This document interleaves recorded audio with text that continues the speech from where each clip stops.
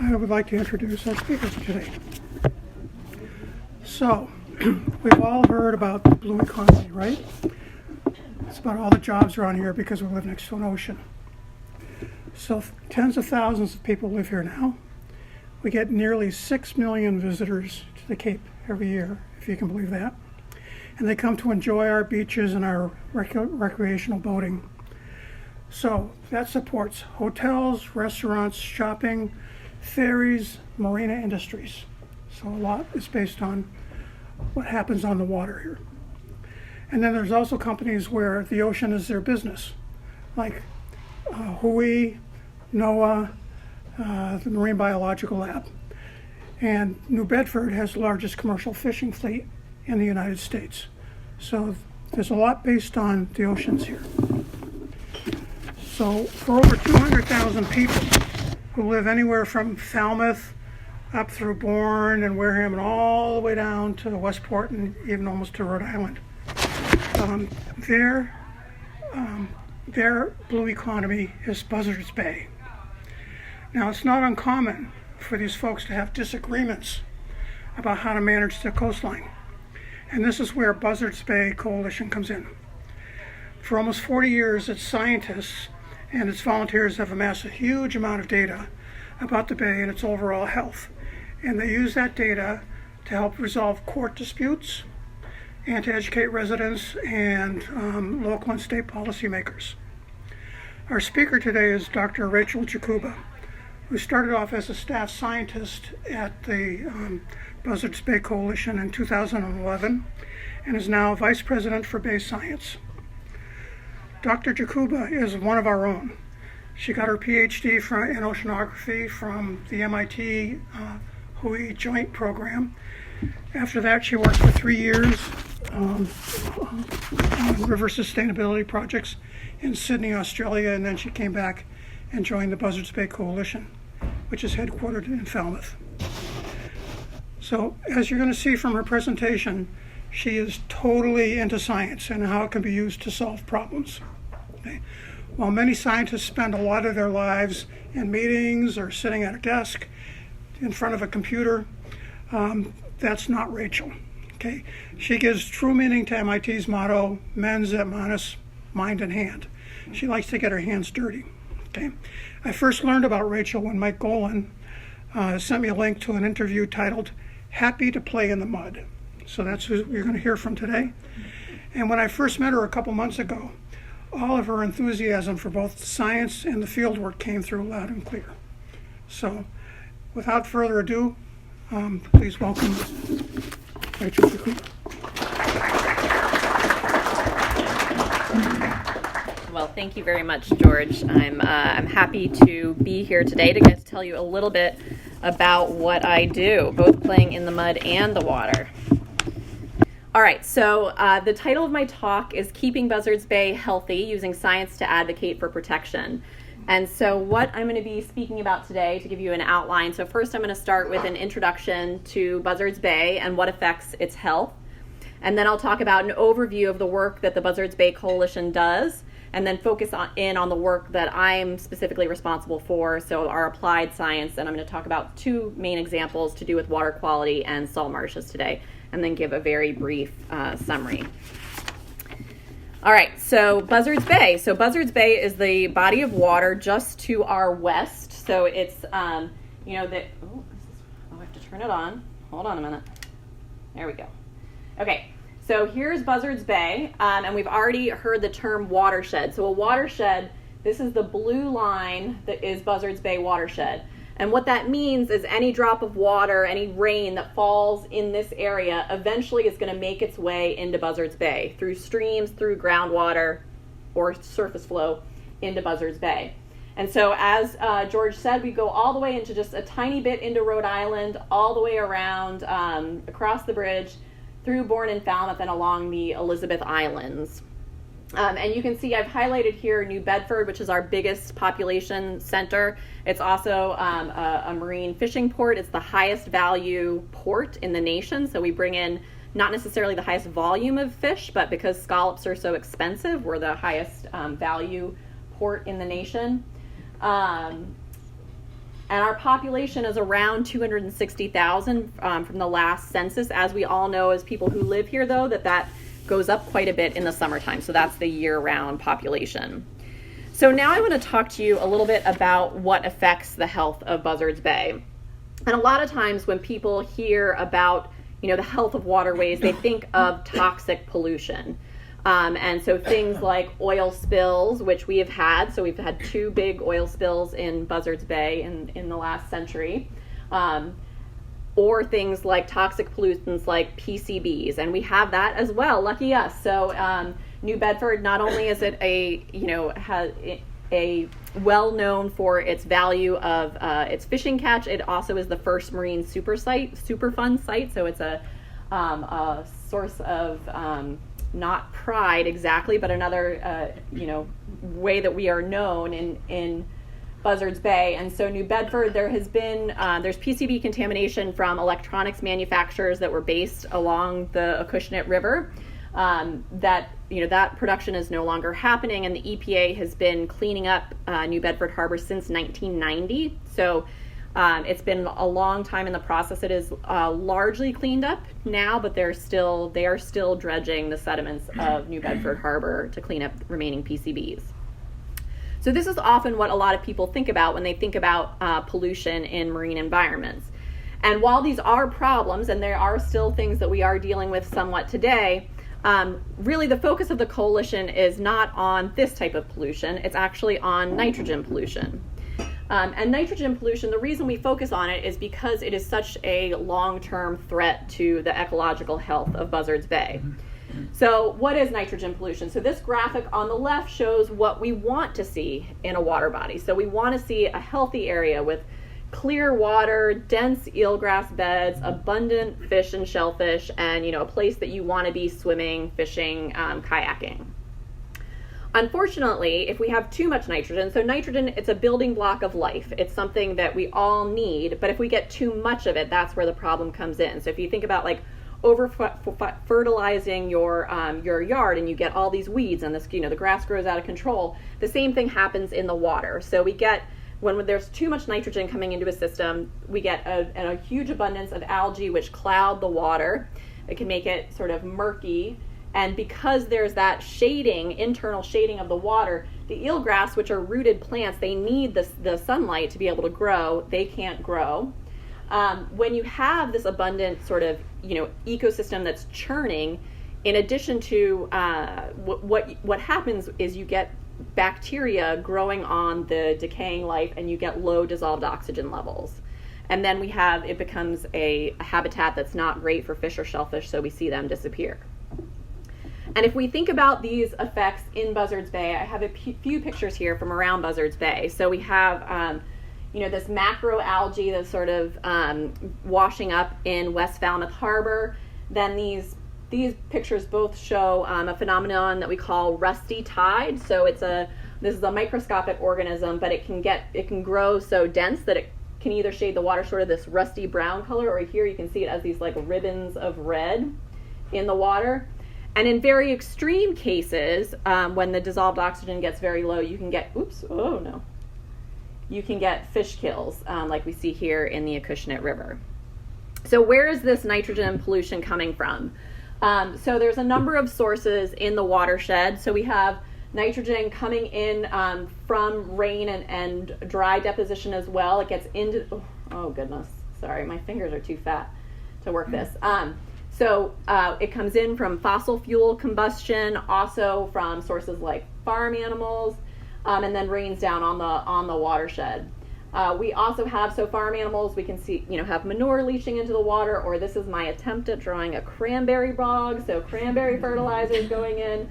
We don't have very much corn in Buzzards Bay, although over in Westport there used to be some. We do have a lot of nitrogen coming in from septic systems. Also some from wastewater treatment plants, although a lot of the treatment plants actually do a very good job at removing nitrogen from the wastewater before it goes in, and then runoff from things like paved areas. So I'm going to talk just for a second a little bit more about septic systems, because I want to make sure everyone understands, so that, and I think a lot of us knowing on Cape Cod do know this, but I always like to make sure we all know it. So The standard Title V septic system is designed to remove bacteria. It's designed to keep our waters clean with respect to being able to swim in them without getting sick. It's not designed for the ecological health of the water body. And so it doesn't do a good job of removing nitrogen. So the nitrogen that comes through our bodies and into our wastewater, that goes right, through our leaching field and out into the nearest water body. What exists now and what I'm sure you all have heard about is these nitrogen reducing septic systems. So these are septic systems that are designed to remove nitrogen. And basically it's the same thing, only it now has this extra box or unit that allows denitrification to take place. And denitrification is a microbial process that converts dissolved nitrate into nitrogen gas. So the atmosphere, is like 70% nitrogen. So if we can get the nitrate into dinitrogen gas into the atmosphere, it's no longer a problem for our estuaries. And so what this treatment unit does is it just, is a happy place for those bacteria. The bacteria grow, denitrify, and then what's coming out of the septic system is now lower in nitrate. Okay, so nitrogen pollution is a huge problem, and it's something that, we've been focused on for a long time. Another problem that we are starting to do more with is climate change. So climate change impacts we know a lot of what's coming and what's happening already from climate change impacts. It's less well studied than nitrogen impacts, but we know that warming waters are happening, and you can see that in our data, and we know that's a problem from our data.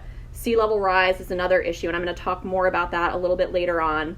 We also have increased intensity of storms and precipitation, so how the water's coming into our watershed is changing. And then we have sort of the opposite problem where we have, droughts that can be a big problem.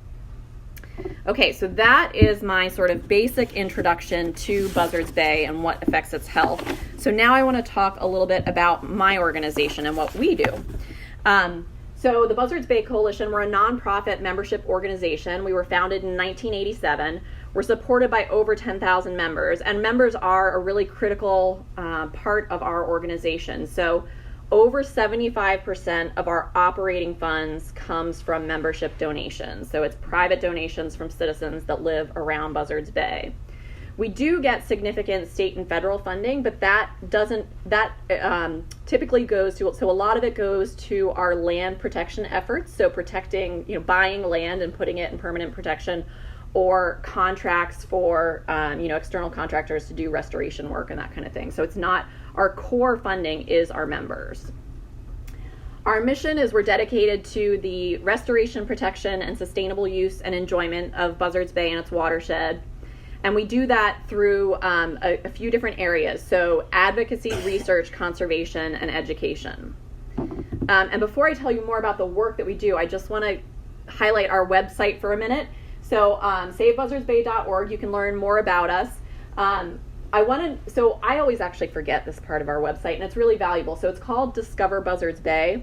And on this section of our website, there's information about getting out into the watershed. So this is like, information, and it's not just stuff that we do, but it's like public boat ramps, beaches, what are great fishing spots. There's also, we host a number of programs, most of which are free for the public. So things like learn to quahog or stargazing or, sunset hikes, all kinds of different things.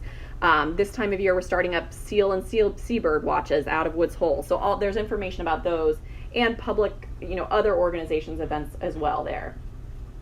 We have a newsletter. It's an e-newsletter once a month that you can sign up for if you want to know more about the work we're doing. And then we have a section of our website called Bay Health, which is near and dear to my heart, where we have all of our data about our water quality up there that you can look at from all around the watershed. Okay, so now I want to talk for a few minutes about sort of the different areas of work that we have. So first off, advocacy. So we work with all levels of government, homeowners, to influence behavior and policies. And as George said, a lot of this is all the work that we do with respect to advocacy is really based in what the science is telling us. And so, George mentioned that sometimes we have to even use legal routes. And so, for instance, our data we've used to appeal groundwater discharge permits that we think, new nitrogen in those areas doesn't make sense given the status of the data. And we've been very successful at ratcheting back pollution using our data and the courts as a vehicle. Okay, so research, and I'll talk a lot more about this, but just as a sort of overview. So we have our water quality monitoring program that began in 1992, and we use volunteers to do that. Then in 2019, we added a long-term salt marsh monitoring program at 13 sites. And we also have, so those are our 2 long-term monitoring programs, but then we have additional things that we do, including a salt marsh adaptation experiment that I'll talk about. We've looked at the impact of cranberry agriculture on our waters. We've looked at, in Dartmouth, there's a causeway that has caused a lot of concern, so looking at how that influences the movement of water and sediment. And then we're also looking at how much nitrogen is coming into places. So the state has done a lot of work to look at how much nitrogen different water bodies can handle, but there is some that got left behind. And so we're trying to pick up the ball in some of these places where the state dropped it. All right, I mentioned land conservation earlier when I was talking about funding. So we are an accredited land trust as part of what we do. We've permanently protected over 10,000 acres within the Buzzards Bay watershed. And at a lot of those properties we don't own in the end. We help do the deal, and then we pass the land off to the local land trust, or like if there's a state park nearby, we sort of work to have the chunks of land maintained by the same sort of people. And some of these properties we do restore and open them for public access. So for instance, we just a few months ago reopened to the public land in Mattapoisett that was former cranberry bogs that is now natural wetlands, or reconstructed wetlands, I guess I should say. We also do community education and engagement. So this is a picture from our Onset Bay Center. So we do, in the summer, it's a summer camp. So my kids have been there. And we work also with public schools, so primarily New Bedford and Wareham public schools, to get kids out and appreciating the water and the environment. So what we focus on what we call experiential education. So trying to build and instill a sense of pride, wonder, interest in the environment, to try and get, with the idea being getting people to love the water and the watershed so that they will want to protect it later in life, or hopefully they'll want to protect it right away, but when they have more power as they get older. Okay, so that is a brief overview of the work that the Buzzards Bay Coalition does. So now I want to tell you more about our applied science. Okay, so applied science, I talked about our sort of 2 long-term monitoring programs. The goals there, we want to inform policy and management, and we want to engage and educate the public. And then those are the things that we know we want to keep doing forever and ever. Then we have our sort of research projects or applied science projects where they're focused on a specific question or problem, and we're trying to get a smaller answer as opposed to just looking at trends over time. And those are things, also can include water quality and salt marshes. And so I'm going to talk about 2 examples today about salt marshes with my colleague Laura Gullman in a marsh in Dartmouth, and then this is a map of our water quality monitoring station. So you see we have these red, orange, and yellow dots. Those are dots all around Buzzards Bay and even into Vineyard Sound and a tiny bit on the Vineyard where we're monitoring water quality. So I'm going to start off talking about our water quality monitoring. So our water quality monitoring, we have sort of 2 aspects to the water quality monitoring. So we have what we call basic water quality, and I'll talk more about what that means in a minute. And then we also have nutrients. So our basic water quality, so that map I showed it a minute ago, that shows some of our 200 stations that are manned by about 200 volunteers that help us measure this water quality. We have staff that train the volunteers to measure dissolved oxygen, temperature, salinity, and water clarity. And they go out about every 5 days from the end of May to sort of the middle of September, very early in the morning. So we wanted them out there between 6 and 9 a.m. so that they're capturing the signal before the plants in the water have started photosynthesizing. So the dissolved oxygen concentrations are very dynamic, and they change on a sort of regular daily pattern where the concentrations peak in sort of the late afternoon after the sun has been up for a long time and the phytoplankton are really cranking, photosynthesizing. And then as the sun sets, we don't have, the photosynthesis dies down, stops overnight, and we only have respiration happening, and that's consuming the dissolved oxygen. So there's this, sinusoidal pattern of dissolved oxygen concentrations. And we want to catch the lows, because the low's the problem. So that's what we're trying to capture with our monitoring. For our nutrients, we have, again, about 200 or more nutrient stations. The nutrient stations, we have a smaller number of volunteers who help us for this, so it's more like 50 people that help us, and then additionally staff help to collect these samples. Again, any volunteers and additional staff get trained by our Director of Monitoring program on how to collect and filter these samples. This monitoring we do about 4 times a summer, so I guess every 5 days. So it ends up being about 22 days that we measure basic water quality. Nutrients we only do 4 times a summer. Part of the reason we do that is these samples are analyzed by a research laboratory. It is not cheap. So we want to maximize the samples that we're measuring, and so we just do it 4 times a summer. July and August is when the sort of impacts are at their peak. When the waters are really warm, and so that's why we target those times. All right, so we collect all this data. What do we do with it? And George alluded to this a little bit. So both our basic water quality and our nutrient data are used in the development of state and federal permits. So I talked about appealing a permit. There's also new permits that are being determined, and we'll get calls from EPA or the state saying, hey, there's this new permit that's going to go in Clark's Cove. What can you send me your water quality data from Clark's Cove so that me, Mr. Joe regulator, understands the background concentration and what's happening and whether it can support this new discharge. Tracking changes. So like I said, we started monitoring in 1992, so we have a really nice long record now of water quality over time. We also use our data to communicate with the public. So here are some examples. So this is on our website. We have graphs of our data. We use what we call the Bay Health Index score. So it's a score from 0 to 100. So it summarizes sort of the core of our data and just, kind of like a report card sort of score to help people understand the health of their water and see how it's changed over time. You can see we don't have a great story to tell in West Falmouth Harbor. We also have physical signs around, this isn't that great a picture, but we have physical signs at beaches, boat ramps, near waterways where we're sampling, so people can see what the water quality is. And then every 5 years or so, we put out a State of Buzzards Bay report.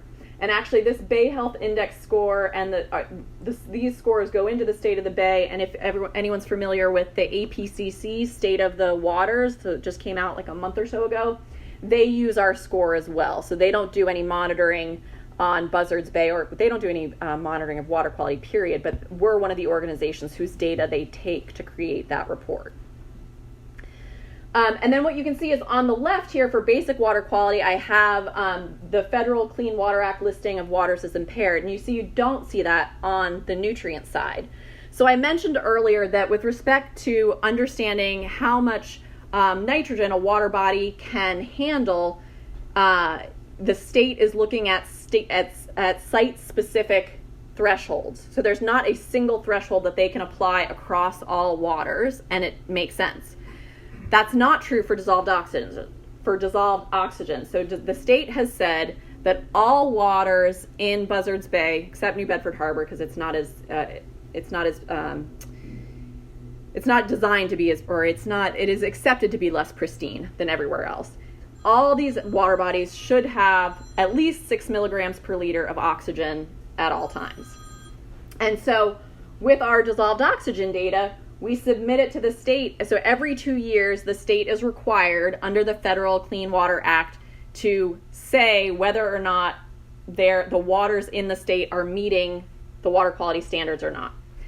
And if they're not, then if it's not meeting water quality standards, then the water body is impaired. If a water body is impaired, it then sets it up for the need for restoration, right? So then things get put into place in order to get the water quality back where we want it to be. So we've been doing this, the whole history of the program. We've been submitting our data to the state. All of our methods are approved by Mass DEP and EPA, so that helps our data to be accepted by the state. So every 5 years we have to submit this massive document called a Quality Assurance Project Plan that details exactly how we do our sampling, exactly why we know, how we're going to make sure that the data we're getting are good. And the state has used that data for a number of years. What we now know is that there are additional technology that has become available. So the volunteers, we have built this amazing record and it has been phenomenal. But what we now know is there are these sensors that are now available that can make measurements rather than every 5 days, they can make them every few minutes. And these sensors that are now relatively low cost, so sort of a pair of these sensors is on the order of $2,000. So it brings it, so there have been instruments that can do this for a long time, but they have been more on the order of $20,000. And so it's, deploying that's not as, doesn't make as much sense. So we have started to deploy these instruments and compare them with the traditional data. So I'll talk about that for a minute. So this is some data, dissolved oxygen on the y-axis and date. So we've got about 2 months of data in this graph. The black line here is that 6 milligram per liter standard that the state says we should always have dissolved oxygen higher than. And this is from a station in the Slocum's River. And you can see that we are, often below that threshold. And that is where this water body is listed as impaired. The advantages of our citizen science data are it's low cost. We can get a large spatial resolution. You saw all the dots on that map, so we can be all over the place. And it's a really effective form of community engagement. So our Baywatchers volunteers are some of our sort of, staunchest supporters. They're good about talking to their neighbors and communicating about why protecting water quality is important. So it's a really valuable tool for engaging people. But it has some limitations. So while, over the course of 2 months here, we have like a dozen points, which is a lot more than most places around the state, most places around the country in terms of resolution of data for dissolved oxygen in the summertime. But it's only every 5 days. And we know, snapshot every 5 days, you may or may not be capturing what you're want to. And the precision we have is only a 0.5 milligram per liter just by the nature of the technique. So we started putting out these sensors to see what would we learn if we put out sensors. And so this is the same station. So this data was collected at the same place. So now the gray dots here are measurements every 15 minutes collected by our sensor. And as I described, there's this curve, right, where the dissolved oxygen comes up every day and then drops every night. And you can see that, the ups and downs here, you can see that every day. What else you can see with this data is, the volunteer data, we're getting a very small slice of this bigger picture. So between every 5 days, in some cases, you're seeing this really low dissolved oxygen drop that our volunteers are missing. The volunteer data, if we compare the volunteer, it's a little bit hard to see on this figure, but the volunteer data matches up quite well with the sensor data. So it's not that the volunteers aren't getting the right number. They're getting the right number, but there's a lot more numbers out there. And it turns out that the dissolved oxygen concentration is often at its lowest before 5 a.m. So it's not something we're going to, getting volunteers out before, at 6 a.m. is hard enough. Getting them out before 5 a.m., it's not going to happen. So these sensors are telling us a lot of really interesting and valuable new information. But they're not without their challenges. So we need to make sure, the marine environment is terrible with respect to biofouling, right? So if we get biofouling, then the data does not. So this data looks beautiful, right? Its expected pattern looks great. Not all our data looks like this, because if the instrument gets fouled, we lose the data, that we can't trust it any longer, and that's part of our quality assurance. We throw out data that we know is not good. So biofouling is a problem. It's also this high volume of data. It's a whole different kettle of fish in terms of data management with respect to what we were used to. And trying to communicate it is difficult as well. And so there's a lot of, for instance, I don't have any of these graphs on our website. And part of the reason is when I have showed this data to public audiences, one of the questions I get is like, well, but a lot of the time the oxygen is high. It's above 6 milligrams per liter. And that's true, but so during those times of day, yes, the fish can survive. But if the fish can't survive for some portion of the day, it doesn't really matter if the oxygen concentration comes back up later, right? We need to be able to have the minimum level of oxygen is what we're worried about. Okay, so what we've been doing, we started a project about a year ago with scientists at the Woodwell Climate Research Center, at WHOI, at UMass Amherst, and also actually at Onset Computers, which is the located in Bourne. It's the company that creates these sensors. And so we have a grant from the National Science Foundation to test the scale and placement of the sensors. So how many of these sensors do you really need? It's easy to put 5 volunteers at 5 places around a harbor, but if we can only afford 1 sensor in that harbor, where do you put that sensor to get the best sort of, tell the story most accurately? We're also, our scientists at WHOI, they're actually engineers, are looking at, could we put one of these sensors on a small, inexpensive robot and have the robot go around a harbor? How does that data look? And then working with data scientists at UMass Amherst to help us crunch the data and visualize it, and then also social scientists from UMass Amherst for how do we communicate the data, what do regulators and variety of people, how do we effectively use this data? All right, so now I'm going to switch gears and talk about our salt marsh work. So this is my mud. So that was the water portion of the talk. This is the mud portion of the talk. Okay, so salt marshes are productive coastal wetlands that provide important ecosystem services.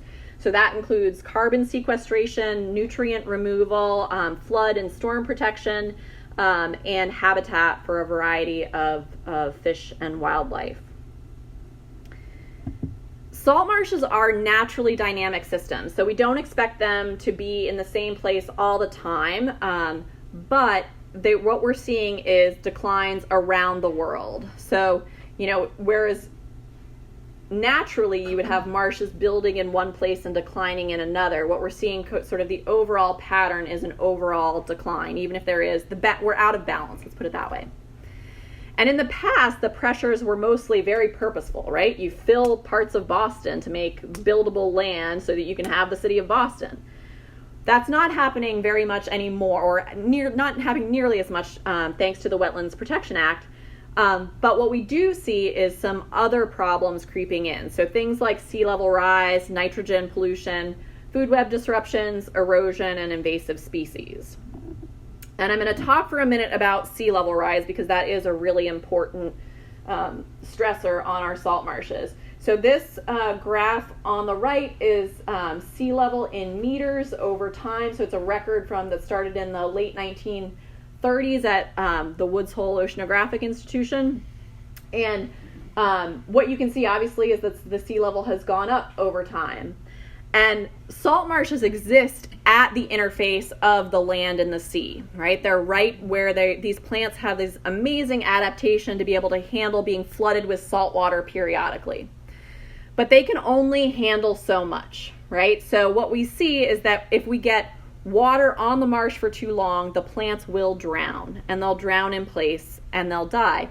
And if this happens on the interior of the marsh, you can get these pools that will expand rapidly. You get a positive feedback loop where you get more and more of the marsh converting to water rather than marsh. So what can we do about salt marsh loss? What is the Buzzards Bay Coalition doing about salt marsh loss? So one of the things is allowing for marsh migration. So I told you we're a land trust. One of our highest priority targets for land protection is the salt marshes of the future.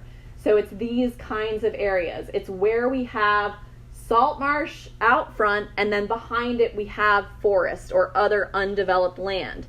As sea level rises, the marsh can migrate into these areas as long as it's not too steep a slope and as long as we don't have homes and development right there, right? So marsh migration cannot happen here where we've built right to the marsh, but over here, if we protect it, then there's the opportunity for that marsh to migrate in.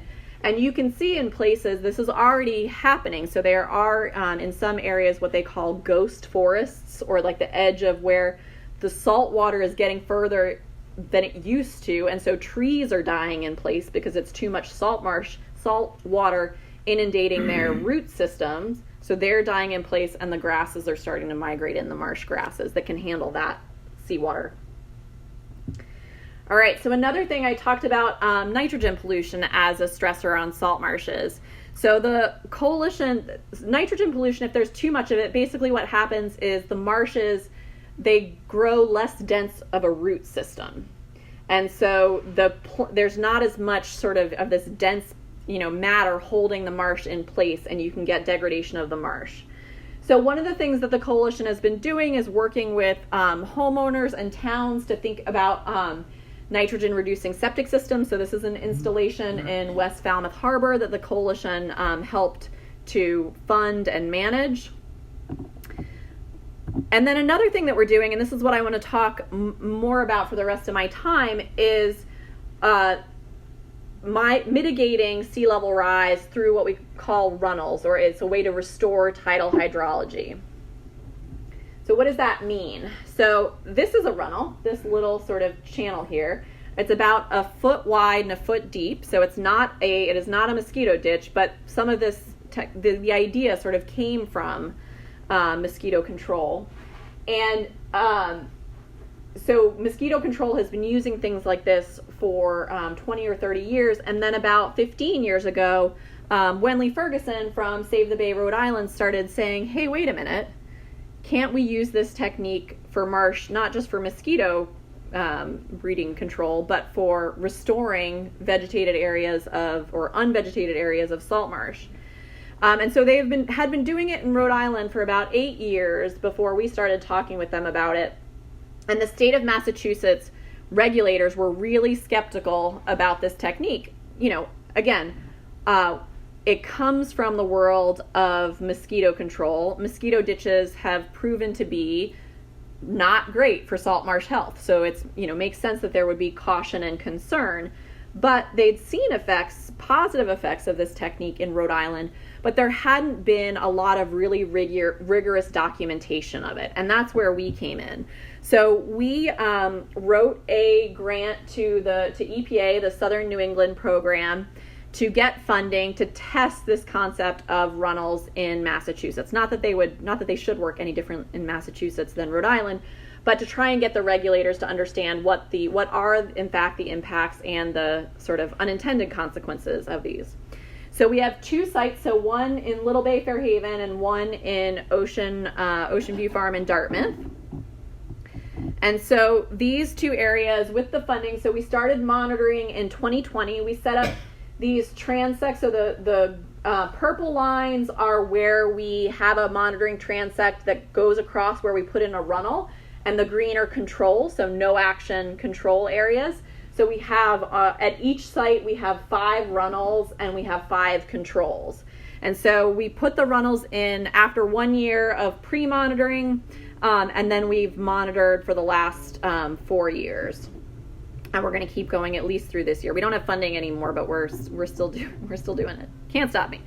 All right, so we've seen really promising results. So these pictures on the left, this is one of our sites in Fairhaven before, and this is after. And you can see this big pool of standing water that is now gone, and the grass has come back in. And the same, this is our Dartmouth site, Ocean View Farm. There's this pool of water here in 2020, and then, grass in 2023, 3 years later.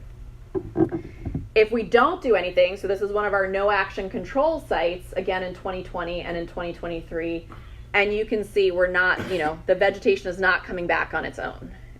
The water is staying, it's in fact expanding. Okay. Wow, I could have, I was cutting slides. I probably could have kept more. Oh well. I do talk fast when I get up here in front of people. So a very quick summary. So the Buzzards Bay Coalition, we've been a core source of information on water quality for over 30 years, and we're now becoming the same for salt marsh information. And in fact, the state is thinking about developing guidelines for how to monitor salt marshes, and they're talking to me about what I'm doing and how I'm doing it and looking at the data we've generated over the last 6 years. We work to develop projects with academic partners where there's a problem that we want to know the answer to, or a question, and that's been really valuable for understanding how we should use our advocacy. What should we be advocating for? And we're always looking for members and volunteers. You don't have to, we do love to have our Bay Watchers come out between 6 and 9 a.m. in the summer and monitor, but we have other activities that you can volunteer with. We have a swim and a ride every year, and so there's other ways to volunteer if you don't want to wake up early in the summer. And with that, I'm happy to take any questions.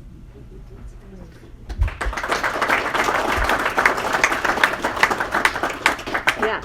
I have just a very general question. The dissolved oxygen of 6 milligrams, is that specific to Buzzards Bay, or is that an accepted level for all conditions? So that's for the whole state of Massachusetts for what they call SA waters, which just means excellent water quality waters. It's pretty, I don't know what it is in other states, but it's pretty standard. So when when you think about really bad water quality, you're looking at sort of 3 milligrams per liter or less. Yeah. Yes. When you showed us a quick slide that showed a graph of quality in a certain area, and you said, and you can see we're not doing very well in such and such an area. In general, not that particular area, but in general, your 30 years of data, what's the direction? Is it getting better or is it worse? Both. So yeah. So what we saw, for our State of the Bay report, so that was West Falmouth Harbor. I'll go back to it. Oops.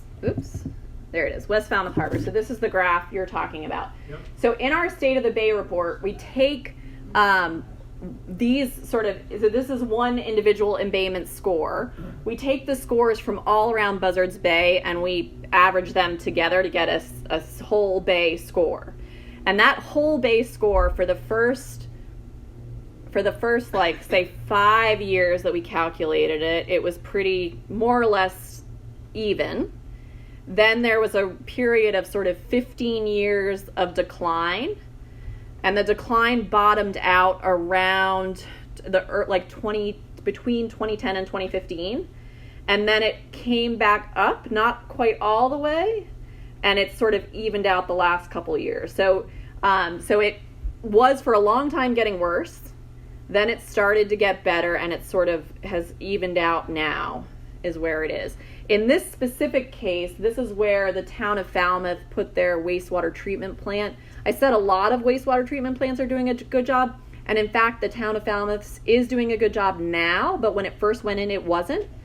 And it went in the mid-'80s. It took about 10 or 15 years for the water it's a groundwater discharge. So the water goes into the ground and then comes to the harbor. So it took a long time for the high nitrogen water to hit West Falmouth Harbor, and it's taking even longer for that.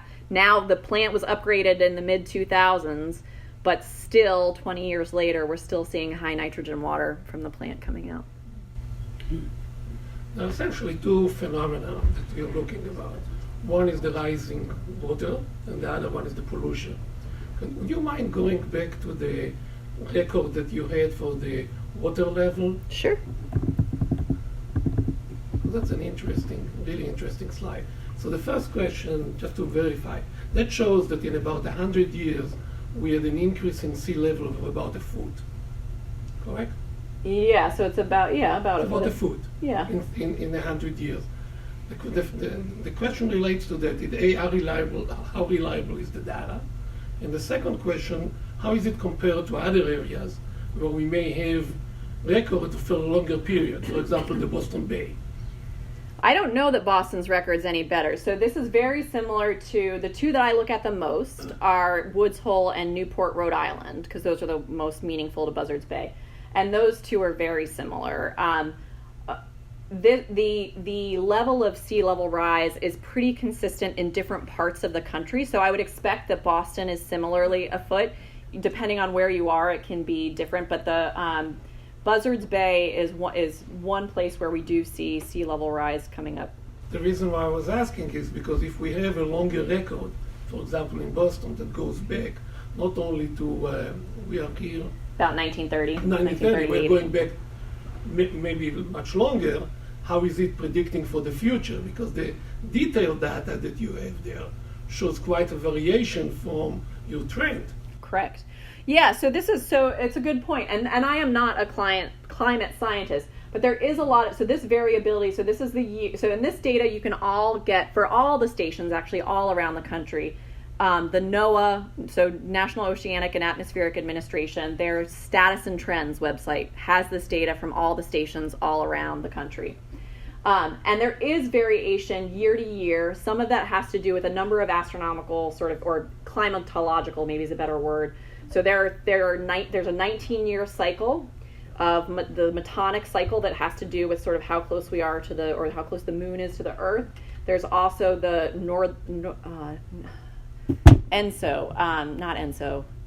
North Atlantic Oscillation, NAO. Yes, thank you.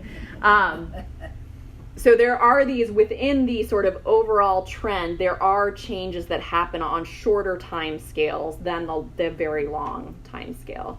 And there's actually, so this is NOAA data, the state of Massachusetts, they have something they call the SLAM model, sea level rise. I don't know what the acronym stands for. But if you go on the state website, if you Googled like Massachusetts SLAM, there are models that show you how sea level is predicted to change in 50 years, in 100 years, or maybe it's like 20, 50, 100, I forget so you can actually, they have aerial maps where you can sort of click on layers and it shows you how the sea level is going to change, how it's predicted to change over time. Because that should affect directly what you do in the marshes. Yes. Yeah. One of the interesting things we're seeing actually, so some of the data, both with the experiment where we were looking and then looking at some of our sort of just long-term data, we started looking at, okay, well, where would you, for instance, for our sites, some of these sites are at slightly different elevations. Remember the salt marsh elevation, very small changes influence how much seawater is going to come into the marsh and stay on the marsh. And so, and this marsh has a lower general elevation than this marsh. And so we looked at kind of where you would expect some of these runnels that we put in, our control plots, we were looking at where we thought the edge was where the technique might not work, right? Where places that were too far gone. And surprisingly, even places that we predicted we didn't think were going to do well have done well, and their relative change is actually higher. So places that only had lost, say, 30% of the grass in an area came up to basically 100% grass 3 years later. The places that had next to no, they were basically bare, have come up to, like 60%. So their relative change has actually been better than the places that were sort of less far gone, if that makes sense, because the grass is growing in. Go. In essence, what you do there is drainage.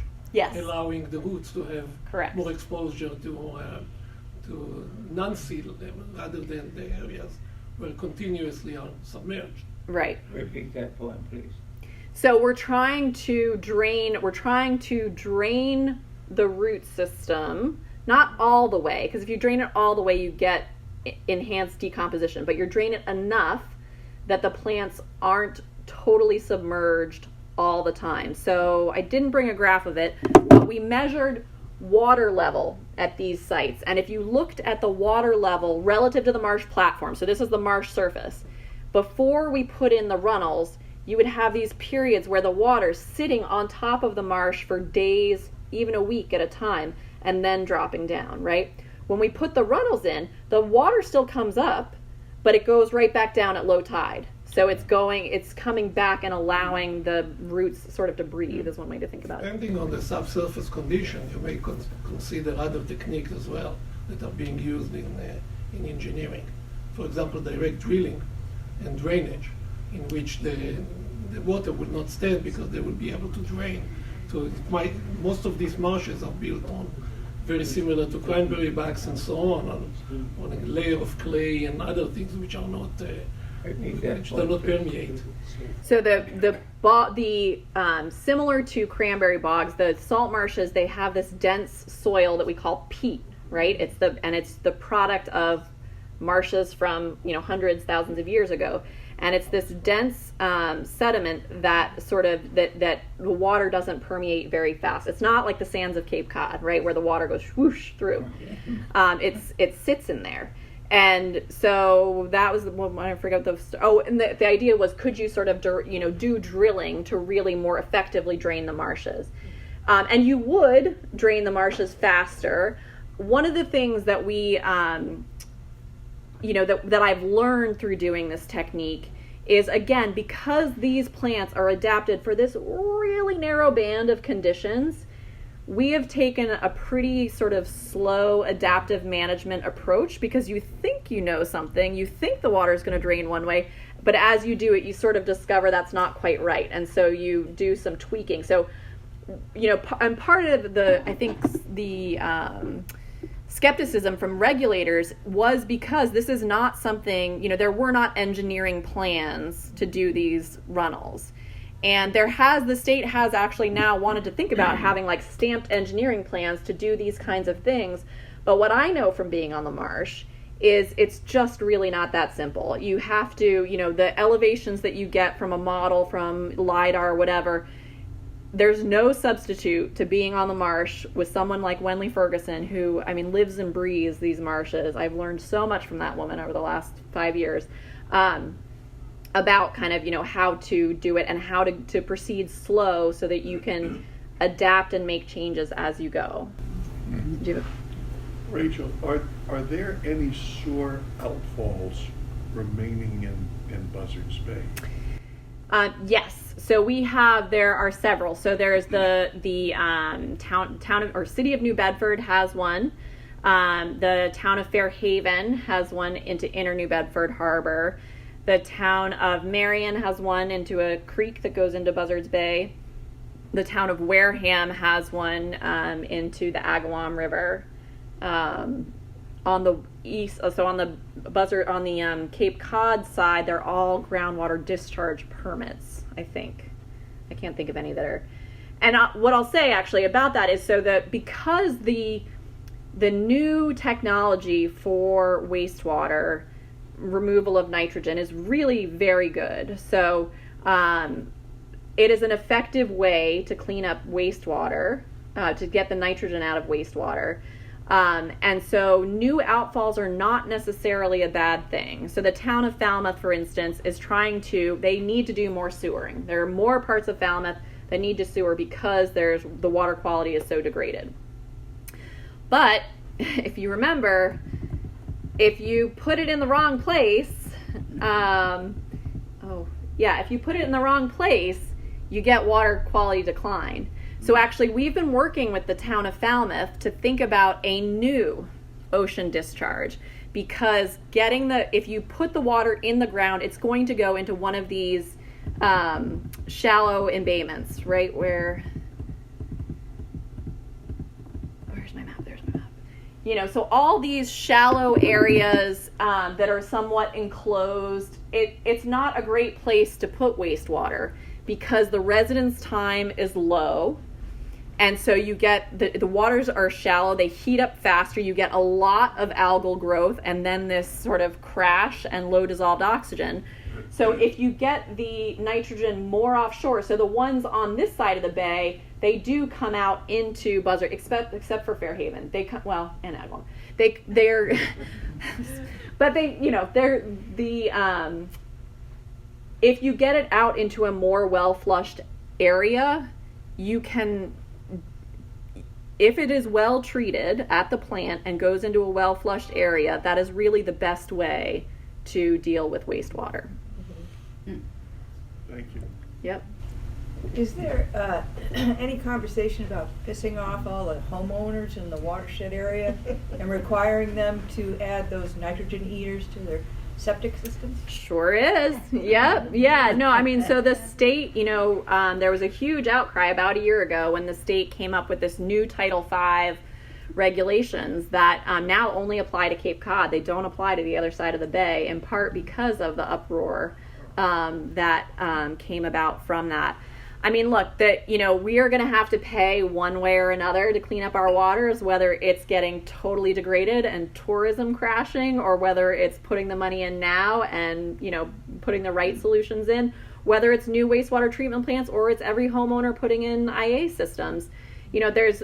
These choices are going to have to be made. Towns are making them now, how they think that the wastewater should be managed. That's where all this is happening, is at the town level. So definitely, I would encourage you, if you're a town meeting member, participate, or if it's important. Yeah. To add on to that, town of Barnstable, in the next local comprehensive plan, is almost certain to include a section saying we have to move towards IA systems if you're not getting sewered. So it's going to happen. Yeah. Just curious, do you work with other coalitions or that deal with similar issues? I mean, like living in Chatham and right on Pleasant Bay. I mean, there's a huge area of marshes and so forth, and I would think that the same kind of thing that you're doing would apply. There. Any work that you do together, or do you guys communicate? We do communicate. So we don't. For instance, Z Crocker is someone who we have. We communicate with about what his group is doing and what we're doing. Again, we provide all our data to the Association to Preserve Cape Cod, and we've partnered with the Center for Coastal Studies on monitoring. So we do, we do collaborate and coordinate with the groups. Direct collaboration has to sort of happen. We're a place-based organization, so we focus. Although Wenley Ferguson comes from Rhode Island and works with us, so I suppose we could do it. But we stay in our watershed generally. Yeah. One or two more questions, and we got to wrap up. Rachel, could you comment, please, on the relative contribution of different sources of nitrogen? For example, fertilizing lawns. How does that compare with septic systems? Wastewater is the biggie. Wastewater is by far the biggie. So it is typically, it depends on the watershed, but typically 70+% of your nitrogen is coming from wastewater. Lawns are usually on the order of 5 to 10%.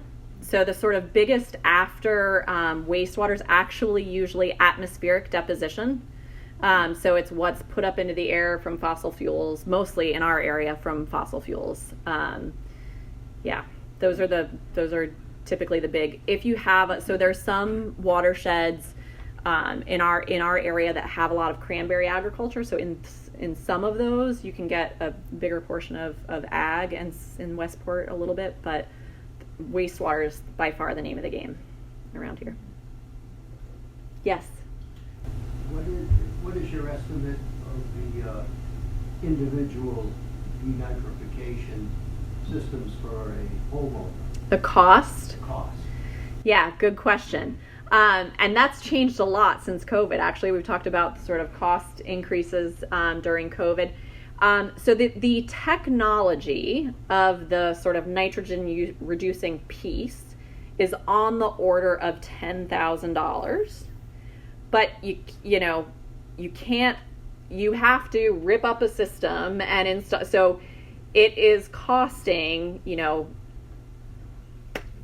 name it. But I mean, you're looking at sort of probably 30 to maybe $8,000 depending on your, how many boulders are in your yard. Yeah, it's not cheap.